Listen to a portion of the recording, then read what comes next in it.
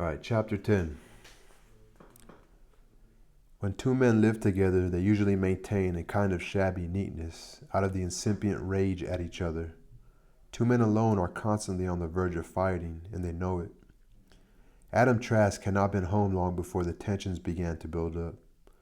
The brothers saw too much of each other and not enough of anyone else. For a few months they were busy getting Cyrus's money in order and out at interest. They traveled together to Washington to look at the grave, good stone, and on top an iron star with seal and a hole on the top in which to insert the stick for a little flag on Decoration Day. The brothers stood by the grave a long time, then they went away and they didn't mention Cyrus. If Cyrus had been dishonest, he had done it well. No one asked questions about the money, but the subject was on Charles's mind. Back on the farm, Adam asked him, "Why don't you buy some new clothes? You're a rich man. You act like you're afraid to spend a penny." "I am," said Charles. "Why?" "I might have to give it back." "Still harping on that? If there was anything wrong, don't you think we'd have heard about it by now?" "I don't know," said Charles. "I'd rather not talk about it." But that night he brought up the subject again. "There's one thing bothers me," he began.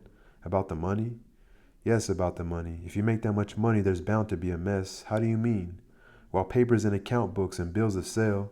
Notes, figuring. Well, we went through father's things and there wasn't none of that. Maybe he burned it up." "Maybe he did," said Charles. The brothers lived by a routine established by Charles, and he never varied it. Charles awakened on the stroke of 4:30, as surely as though the brass pendulum of the clock had nudged him. He was awake, in fact, a split second before 4:30. His eyes were open and had blinked once before the high gong struck.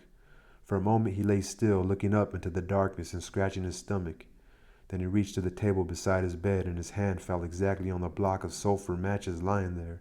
His fingers pulled the match free and struck it on the side of the block. The sulfur burned its little blue bead before the woodcot. Charles lighted the candle beside his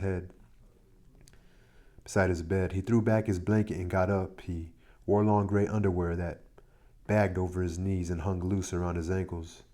Yawning, he went to the door, opened it, and called, "4:30, Adam. Time to get up. Wake up." Adam's voice was muffled. "Don't you ever forget?" "It's time to get up." Charles slipped his legs into his pants and hunched them back up over his hips. "You don't have to get up," he said. "You're a rich man. You can lay in bed all day."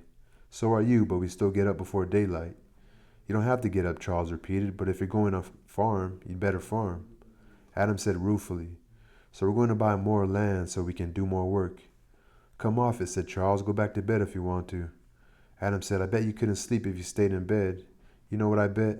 I bet you get up because you want to, and then you take credit for it, like taking credit for 6 fingers." Charles went into the kitchen and lighted a lamp.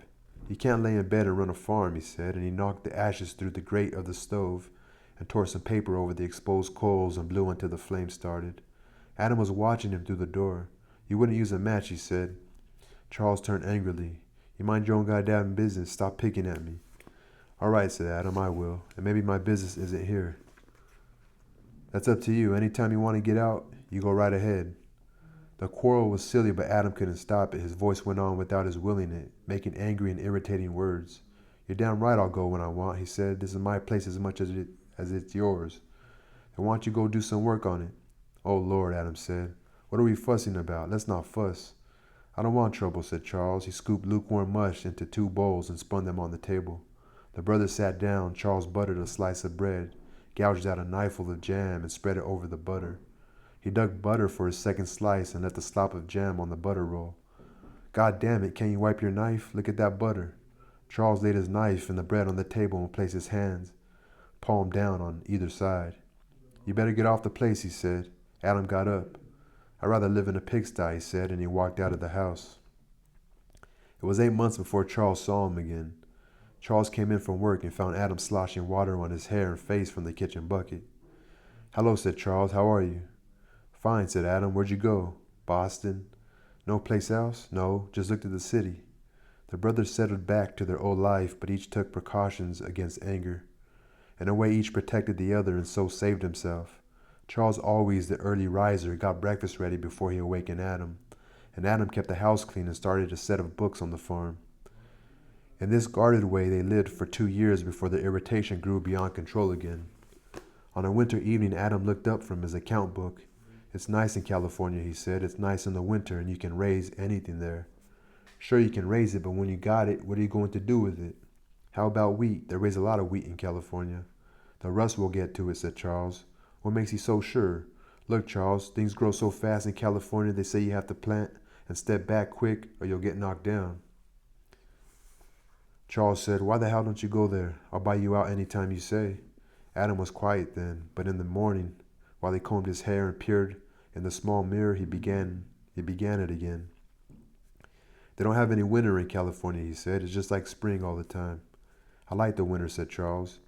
Adam came toward the stove. Don't be cross, he said. Well, stop picking at me. How many eggs? 4, said Adam. Charles placed 7 eggs on top of the warming oven and built his fire carefully of small pieces of kindling until it burned fiercely. He put the skillet down next to the flame. His sullenness left him as he fried the bacon. Adam, he said, I don't know whether you notice it, but it seems like every other word you say is California. Do you really want to go? Adam chuckled. That's what I'm trying to figure out, he said. I don't know. It's like getting up in the morning. I don't want to get up, but I don't want to stay in bed either. You sure makes a fuss about it, said Charles. Adam went on. Every morning in the army, that damn bugle would sound. And I swore to God if I ever got out, I would sleep till noon every day. And here I get up a half hour before reveille. Will you tell me, Charles, what in the hell we're working for? You can't lay in bed and run a farm, said Charles. He stirred the hissing bacon around with the fork. Take a look at it, Adam said earnestly. Neither one of us has got a chick or a child, let alone a wife. And the way we're going, don't look like we ever will. We don't have time to look around for a wife. And here we're figuring to add the Clark place to ours if the price is right. What for? It's a damn fine piece, said Charles. The two of them together would make one of the best farms in this section. Say, you thinking of getting married? No, and that's what I'm talking about. Come a few years and we'll have the finest farm in this section. 2 lonely old farts working our tails off. The one of us will die off and the fine farm will belong to one lonely old fart, and then he'll die off. What the hell are you talking about? Charles demanded. Fallow can't get comfortable. You make me itch. Get it out. What's on your mind?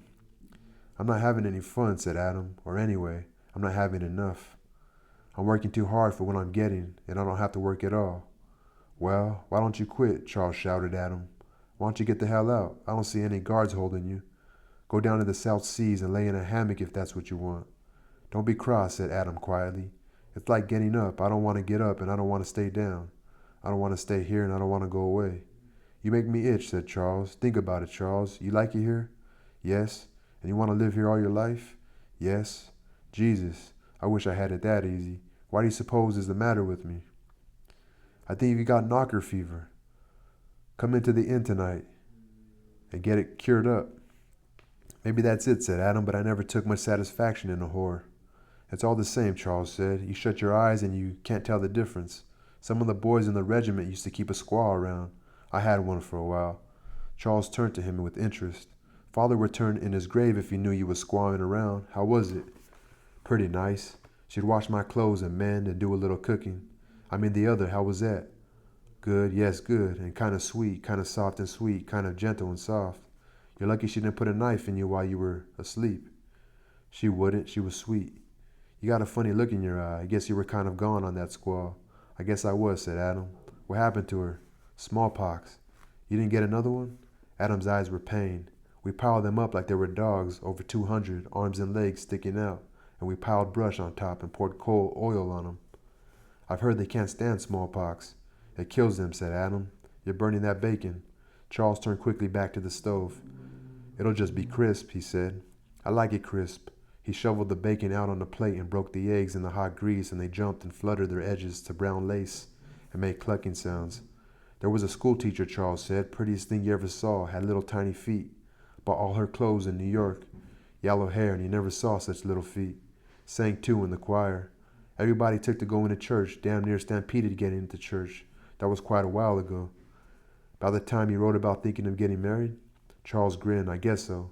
I guess there wasn't a young buck in the county didn't think about getting married. What happened to her? Why, you know how it is. The women got kind of restless with her here. They got together. First thing you knew, they had her out. I heard she wore silk underwear. Too hoity-toity. School board had her out halfway through the term. Feet no longer than that. Showed her ankles, too. like it was an accident, always showing her ankles. Did you get to know her? Adam asked. No, I only went to church, couldn't hardly get in. Girl that pretty's got no right in a little town, just makes people uneasy, causes trouble. Adam said, remember that Samuels girl? She was real pretty. What happened to her? Same thing, just caused trouble. She went away. I heard she's living in Philadelphia, does dressmaking. I heard she gets $10 just for making one dress. Maybe we ought to go away from here, Adam said. Charles said, still thinking of California? I guess so. Charles's temper torn too. I want you out of here, he shouted. I want you to get off the place. I'll buy you or sell you anything. I'll buy you or sell you or anything. Get out, you son of a bitch. He stopped. I guess I don't mean that last, but goddamn it, you make me nervous. I'll go, said Adam. In 3 months, Charles got a colored picture postcard of the bay at Rio, and Adam had written on the back with a splottery pen, it's summer here when it's winter there. Why don't you come down? 6 months later, there was another card from Buenos Aires. Dear Charles, my God, this is a big city. They speak French and Spanish, both. I'm sending you a book. But no book came. Charles looked for it all the following winter and well into the spring. And instead of the book, Adam arrived. He was brown and his clothes had a foreign look. How are you? Charles asked. Fine. Did you get the book? No. I wonder what happened to it. It had pictures. Going to stay? I guess so. I'll tell you about that country. I don't want to hear about it, said Charles. Christ, you're mean, said Adam. I can't just see it all over again. You'll stay around a year or so and then you'll get restless and you'll make me restless. We'll get mad at each other and then we'll get polite to each other, and that's worse. Then we'll blow up and you'll go away again and then you'll come back and we'll do it all over again. Adam asked, don't you want me to stay? Hell, yes, said Charles. I miss you when you're not here, but I can see how it's going to be just the same. And it was just that way. For a while they reviewed old times. For a while they recounted the times when they were apart, and finally they relapsed into the long, ugly silences, the hours of speechless work, the guarded courtesy, the flashes of anger. There were no boundaries to time so that it seemed endless passing. On an evening, Adam said, you know I'm going to be 37. That's half a life. Here it comes, said Charles, wasting your life. Look, Adam, could we not have a fight this time? How do you mean? Well, if we run true to form, we'll fight for 3 or 4 weeks, getting you ready to go away. If you're getting restless, can you just go away and save all the trouble? Adam laughed and the tension went out of the room. I got a pretty smart brother, he said. Sure, when I get the itch bad enough, I'll go without fighting. Yes, I like that. You're getting rich, aren't you, Charles? I'm doing all right. I wouldn't say rich. You wouldn't say you bought 4 buildings in the inn in the village? No, I wouldn't say it. But you did, Charles. You made this about the prettiest farm anywhere about. Why don't we build a new house, bathtub, and running water, and a water closet? We're not poor people anymore. Why? They say you're nearly the richest man in this section. We don't need a new house, Charles said gruffly. You take your fancy ideas away. It would be nice to go to the toilet without going outside. You take your fancy ideas away. Adam was amused. Maybe I'll build a pretty little house right over by the woodlot. Say, how would that be? That we wouldn't get on each other's nerves. I don't want it on the place. The place is half mine. I'll buy you out, but I don't have to sell. Charles' eyes blazed. I'll burn your goddamn house down. I believe you would, Adam said, suddenly sobered. I believe you really would. Why are you looking like that for? Charles said slowly. I thought about it a lot, and I wanted for you to bring it up. I guess you aren't ever going to. What do you mean? You remember when you sent me a telegram for $100? You bet I do. Saved my life, I guess. Why? You never paid it back. I must have. You didn't. Adam looked down at the old table where Cyrus had sat, knocking on his wooden leg with a stick, and the old oil lamp was hanging over the center of the table, shedding its unstable yellow light from the round Rochester wick. Adam said slowly, I'll pay you in the morning. I gave you plenty of time to offer. Sure you did, Charles. I should have remembered. He paused, considering, and at last he said, You don't know why I needed the money? I never asked, and I never told.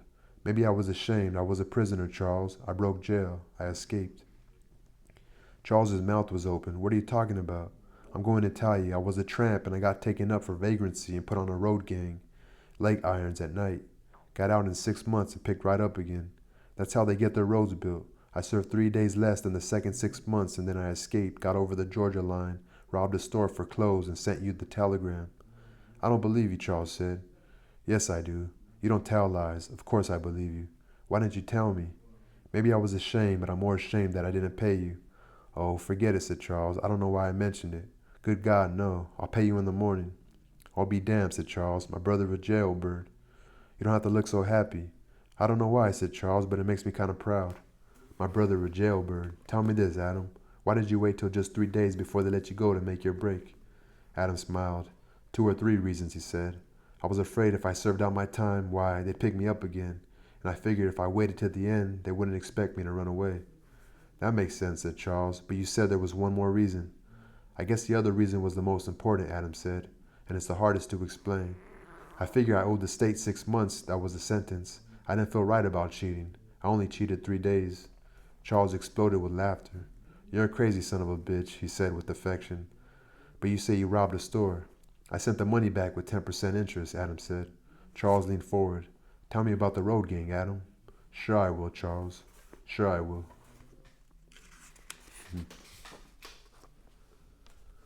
Fuck then.